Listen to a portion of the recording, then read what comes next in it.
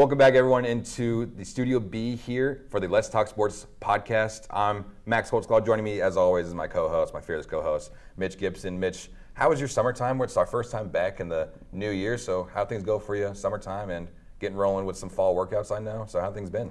Summer was very, very relaxing. Yeah. When I said we got to go travel a little bit.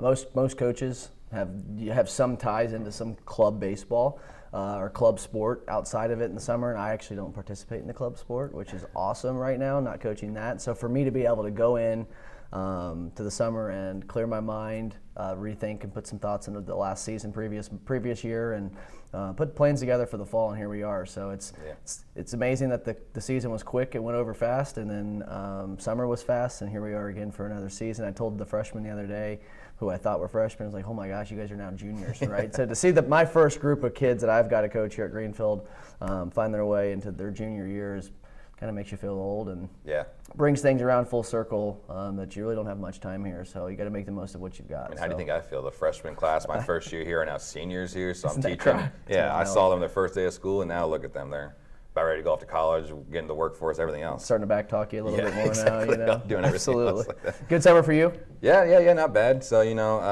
we got busy with tennis, of course. First day of summer comes around, and we're already getting ready for boys tennis, so we're out there all summer long. We did some lifting in the weight room before then, and then we eventually got back out into the courts. Of course, it was a warmer summer at times too, but it was good to get out there and get back out in the courts, and then see what the guys are able to do. And so far, we'll kind of get into that in a little bit. Yeah, we'll get talking into your tennis here in a few minutes. Right. We've got some spots for some other events here, kicking it off with women's cross country. As we have, how many sports are here in the fall right now? Probably about currently eight current sports here in the fall. Starting off, tennis. Your tennis squad's doing pretty good. Football team had a good win last week. Volleyball won last night. Sounds like there's some things rolling here. So let's kick off with women's cross country and how the start of their season's been here early August and early September. Yeah. So starting things off with the women's cross country team. Bit of a recap. A lot's been going on, but we're kind of gonna hit most of the big events that have happened through. Basically, the big things are Mia Brinkruff and Josie Kinman. They placed first in the 6-mile relay at the Plainfield Invite on August 23rd. So that was awesome to see. They set a new school record in the combined run together with a combined time of 34:53. So that's awesome to see. Beating the old school record set in 2019 by Audrey Brinkruff and Reagan Crouch. So I believe relatives there, Mia and Audrey. So good to see that kind of stuff. Afterwards, we did win the county invite as a team for the second time in a row, which was at the Mount Vernon Invitational on August 30th. Mia placed third out of the field of 94 runners, and Josie finished seventh. And that same run, because it's doubled up as the Mount Vernon invite and a county invite, Mia was the individual county champion, setting a school and county record in a time of 18:43. Josie Kinnaman was third in the county, Adam Cole was seventh, Kendall Barrett ninth, and Cameron Smith 10th, all earning all county honors. Mia then went on to better her school record of 18:34, placing 7th overall at the Columbus North Rick Weinheimer Classic on September 6th. On September 13th, Josie Kinnaman led GC with a 10th place finish in her career best time of 18:42 at the IWU Wildcat Classic Invitational. And then they're next going to be in action on Saturday, so it'll be tomorrow for us, at the Northview Christian Church cross country course in Carmel, Indiana for the Riverview Health Flash Rock Invitational. I think what's crazy is we look at these numbers and we see the success that some of these athletes have in the spring in track and field. Yeah.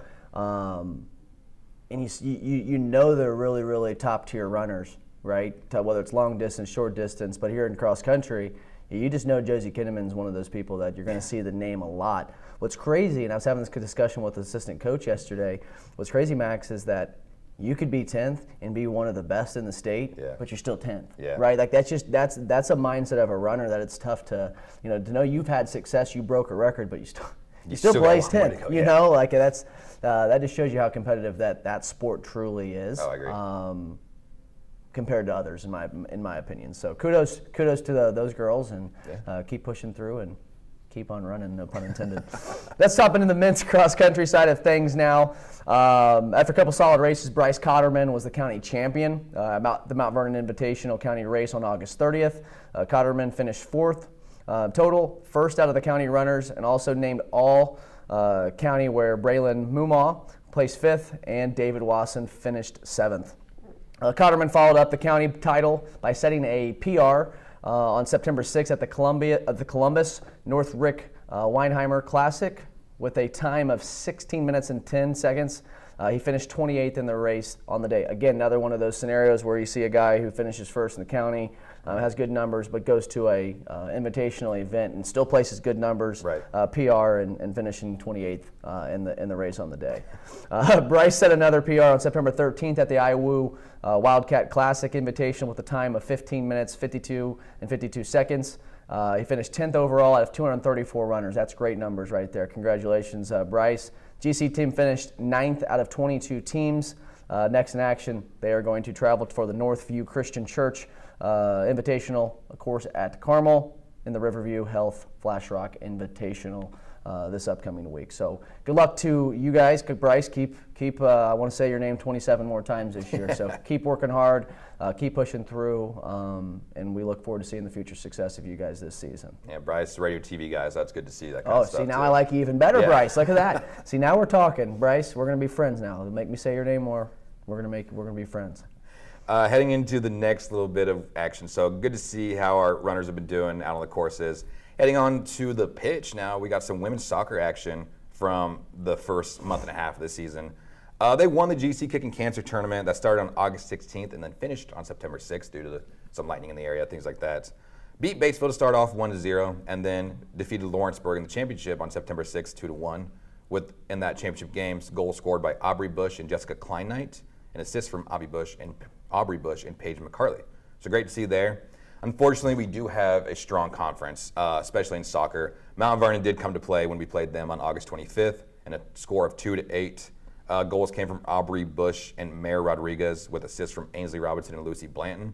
We did turn around and beat Yorktown the following game on August 27th, 9-0. So a big showing from our girls that night with a number of goal scorers. They were Ainsley Robinson, Chloe Gardner, Paige McCarley, Lexi Kirchhoff, Kinley Smith, Aubrey Bush scored a brace with 2, and Romy Bennett as well scored 2.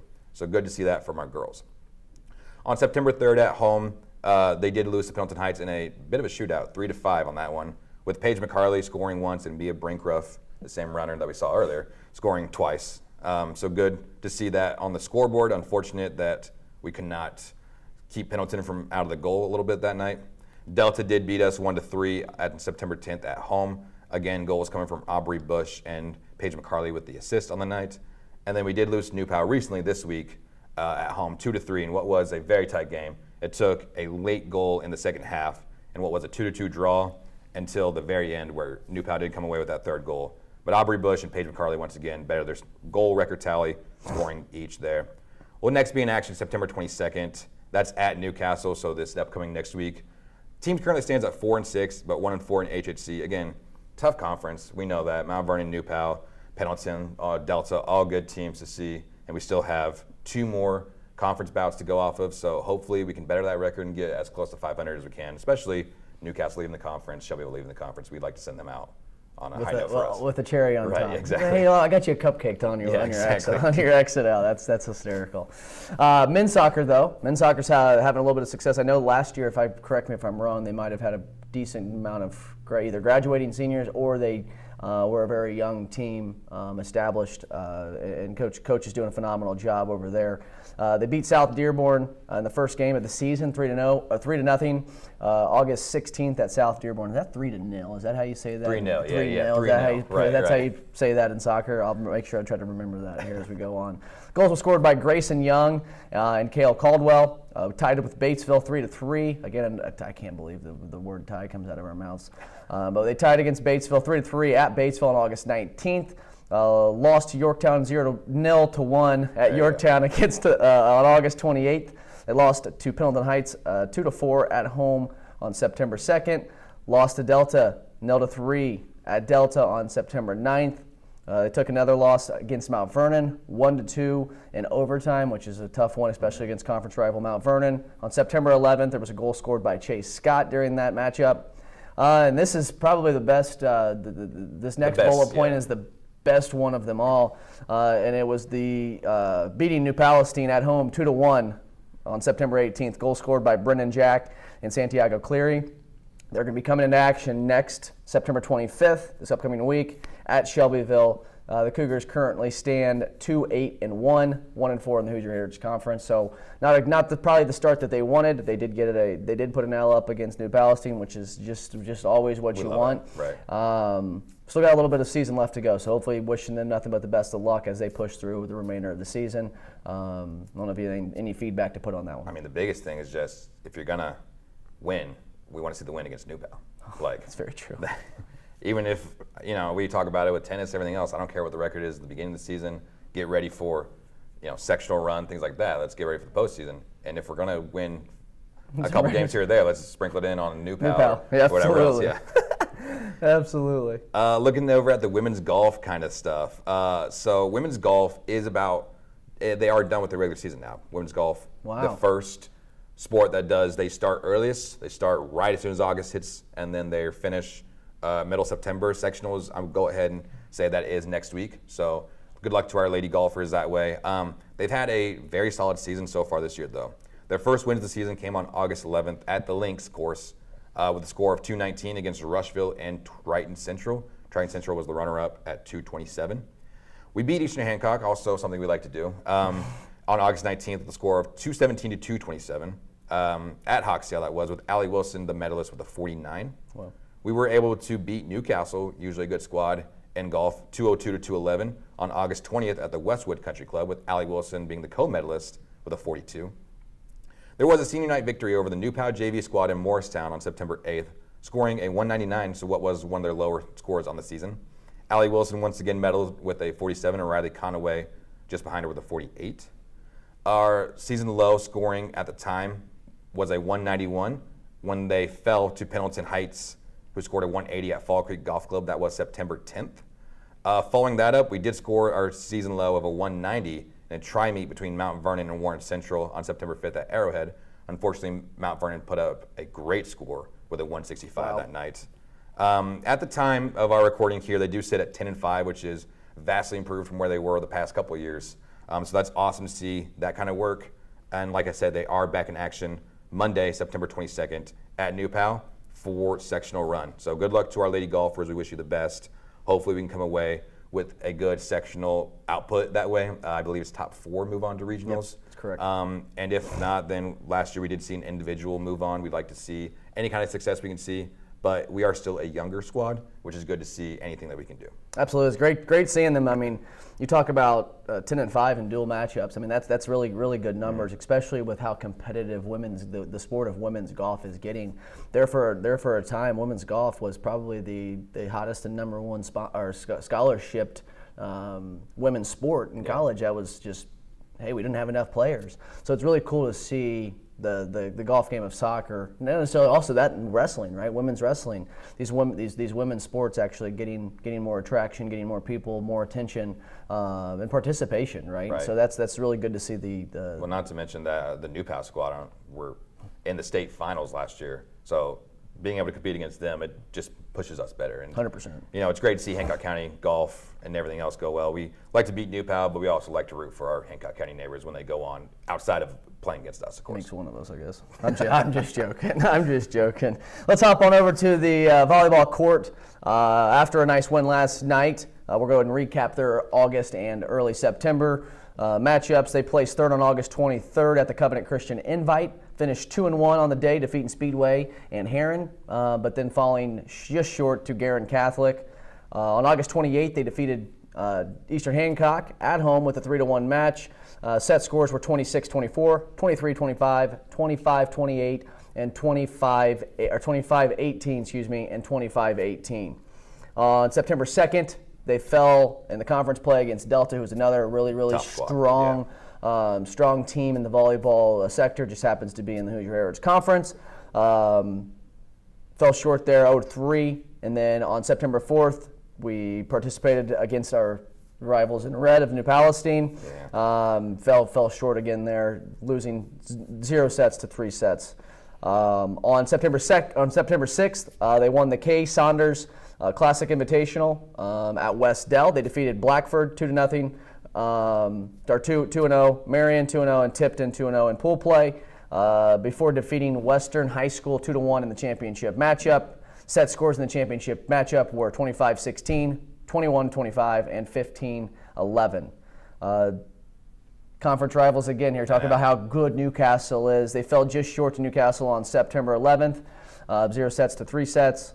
And then fell in conference play to Mount Vernon at Mount Vernon on September 16th, 0 sets to 3 sets. Last night, rival Shelbyville comes into play. We take home the opposite side. Right. We take them and defeat them 3 sets to nothing, with those set scores being 25-15, 25-10, and 25-21. The volleyball team will take action at home versus Lawrence Central on September 22nd, as they currently sit 10-7 on the season and 1-4 in the Hoosier Heritage Conference. What I think is crazy, as I've seen this, is the last 3 sports were 1-4 in Hoosier Heritage Conference. I'm going to feel a little switch, right? We got 3 in a row: soccer, volleyball, and then golf. Come on, it's time to turn that around. I'm feeling it, right? We got 1-4, 1-4, 1-4. Let's finish that on the positive side. I know we can, and we've got faith in you girls. So keep on pushing. Yeah, our volleyball team too is a young squad. They graduated very good though. Good amount of girls last year, and so they're learning a little bit more. And Coach Wyatt's done a great job with the squad, getting them where they need to be. And we talked about it beforehand. HHC volleyball is very tough. Very hard. Munciana is a big part of it, and then Delta, Yorktown, even Newcastle being right there in that area. It's big. So it's big for them, and it shows every single year. And I mean, we're fighting with them. We're competing hard. It's tough. And then Yorktown in our sectional is tough too. Crazy thing is, a lot of these girls, I feel like, they all play, whether that's club volleyball up there at Munciana or around the town. I mean, they all play and see each other, so it's become such a competitive sport here in Central Indiana. So kudos to Coach, and off to a good start. Just push through and have a good rest of your finish there. So turning around into the men's tennis side of things, something near and dear to my heart, of course. Taking a look at what we've done so far this year, we started off by winning the Hamilton Heights Invite on August 16th. We were able to best Hamilton Heights and both Frankton 5-0 on the days. Turn around and beat Lawrence Central 5-0 on August 21st. Only reason we bring this one up is that Alex Mihalik did break the school record of career wins by earning his 52nd win. You know who he beat for that? He beat me. That's really? Yeah. So congratulations to Alex besting my record on that one. Wow. He deserves a T-shirt or ice cream cone or something for that, man. He got a nice, water jug dumped on him. Perfect. Yeah, perfect. We did turn around and win the Franklin Community Invitational on August 23rd, beating Mooresville and Franklin Community, those scores 5-0 and 4-1. Going into the conference play, we did beat Newcastle at home on August 26th, 4-1. Nathan Roberts at 1 singles, 1-6-3, 6-1. Alex at 2, 1-6-3, 6-0. Andrew White, a freshman, at 3 singles was able to win 5-7, 6-4, 6-3. So battling through in that adversity there. And Ethan Ortwine, Riley Gant won at 2 doubles, 6-2, 6-1. Riley Gant, also a freshman. Our 1 doubles team of Casey Jarnicki and Jacob Welch played a tough match, losing 6-2, 2-6, 3-6. So a tough 3-setter for them. We did beat New Pal at New Pal on August 27th with a score of 4-1. Again, a number of tight 3-set matches with Andrew White, Ethan Ortwine, Riley Gant winning their 3-setters, and then the 1-dubs pairing of Jarnicki and Welch falling just short in that 3rd set. Nathan and Alex continued their domination that way. We did lose to Delta, who was ranked 16th at the time, with a score of 2-3 on September 2nd. Those victories came from Nathan Roberts and Alex Mihalik, both in 3 sets. Andrew White fell in 3 sets in a 3rd set tiebreaker. So it was as close as it could be that way. We won the Cougar Round Robin at home on September 6th, beating Connorsville, Lawrence North, and Muncie Burris. Those scores at 4-1, 5-0, 5-0 respectively. We turned around and beat Mount Vernon on September 9th, 4-1 at Mount Vernon. Again, dominating victories from Alex Mihalik, Andrew White, and Ethan Ortwine and Riley Gant. A 3-hour match with Nathan Roberts resulted in him winning that one in the 3rd set. So that was great to see that as well. We were able to beat Shelbyville 4-1 at Shelbyville on September 15th. A little shout out to Andrew White coming through in another 3rd set super tiebreak that way.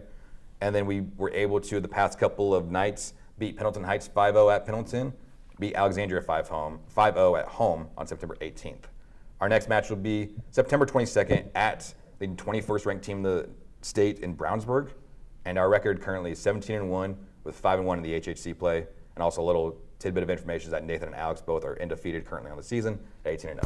So Kudos. I'm smelling an athlete of the month coming up out for that one. Congratulations. I mean, that's incredible. Off to a phenomenal start. You've got a really good group of guys that I feel like have just bought into the program consistently, coming back. Recruiting my baseball guys to come over. Our baseball guys, and it's amazing because the sport of tennis is so back. It helps them become more versatile and become more athletic. That movement left and right is something we use a lot in baseball. So I tip my hat to them, diving into the sport of tennis, because it's something I couldn't do, nor would I've ever tried to say I could do it, because it's just not any good news. Another sport that I couldn't play, football. Let's go ahead and dive into that one. August, early September recap. We defeated Greensburg 34-21 on August 29th at Greensburg to open up the season. Cougars were led by Cooper Hinton. Who rushed 16 times for 121 yards, 2 touchdowns, while also adding 2 receptions for 68 yards and another touchdown score. On the defensive side, Hinton also led the Cougars with 10 tackles and 1 interception. That kid's just going to be an absolute terror the whole entire season. Don't worry, you'll hear his name tons of times this year, as long as everybody stays healthy, and on the right path there. Another big win. We defeated Mount Vernon 24-21 on September 6th at home. Cooper Hinton powered the offense with 200 yards rushing, 2 touchdowns, while Trenton Smith added 100 yards and 2 scores on his own. Smith led the defense with 8 tackles and 2 sacks, which is amazing to see. And anytime we get a chance to beat Mount Vernon, especially on our home turf, even better. So kudos to you guys. Took a tough loss last week versus Pendleton Heights, 43-14. At Pendleton Heights, offensively, the Cougars were led by freshman quarterback Draven Nolting, who carried the ball 11 times for 82 yards, scoring 1 touchdown, adding a passing touchdown as well.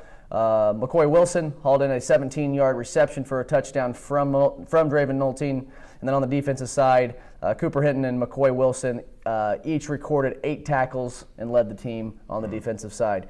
Cougars currently sit 2-2, 1-1 in HHC, and tonight, when we're shooting this episode, tonight is homecoming versus Shelbyville at 7 o'clock. So lots of activities happening today at the great school of GCHS. Homecoming parade at 4:30, followed by the kickoff at 7 o'clock versus Shelbyville here at home. Any feedback there? Any thoughts? I don't know what Shelbyville looks like this season, to be completely transparent, but seeing the success the last couple of weeks offensively, if we can continue to put up good numbers in defensively, have a couple turnovers, I think we give ourselves a really good chance tonight. No, I know Shelbyville started off 3-1 the season, so that's definitely, they're playing some good football right now.